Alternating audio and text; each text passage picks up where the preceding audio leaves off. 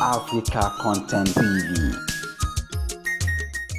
Ibi ìtawá lẹ́nu àwa ò àkọ́kọ́ máa fún wa lẹ́kọ̀ọ́. Jọ̀rọ̀ bóyá owó tí mo fún wọn lé náà bóyá gbogbo abẹ́ mi kan lè kún níbi tí ẹ wọ̀.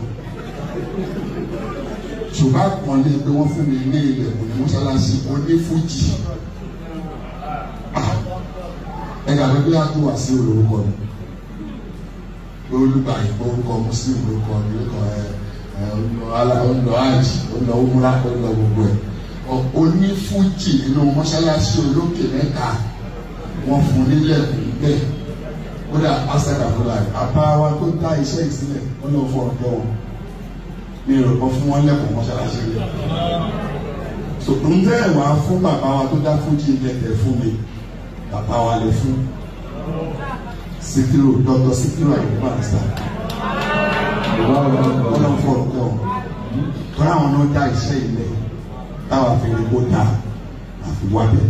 So ilẹ̀kùn tẹ́ fún mi lẹ́yìn mo ń ṣe èmi Dr. Síkírù Àyùbá àṣà àti gbogbo onífújì tó kù àwọn náà ní ilẹ̀kùn yẹn.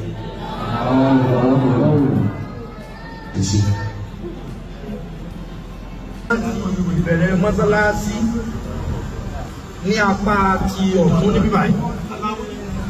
Staircase yìí ló sì rìn títí tó fi wọlé kéwú tó fi lọ bá entrance Muhammad Adamsi.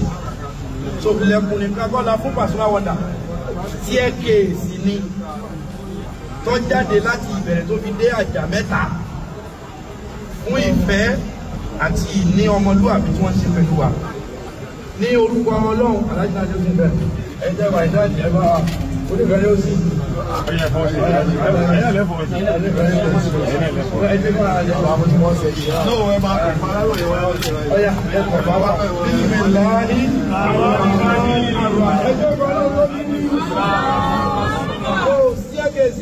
Alhaji Wasiu Alabi Pasuma staircase tó kárí ilẹ̀kùn pẹ̀lú jẹ́ẹ̀kù láti ìsàlẹ̀ tó fi dé àjà kẹta lókè ìlẹ̀kẹ̀wò.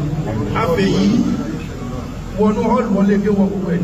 Àṣẹlẹ̀ láti fi ìfẹ́ àti àjọṣe wọlé ìjọba kàtà òmìnira àtàwọn àti àríwá ìbàjẹ́ àti àwọlé àlọ́ ìjọba.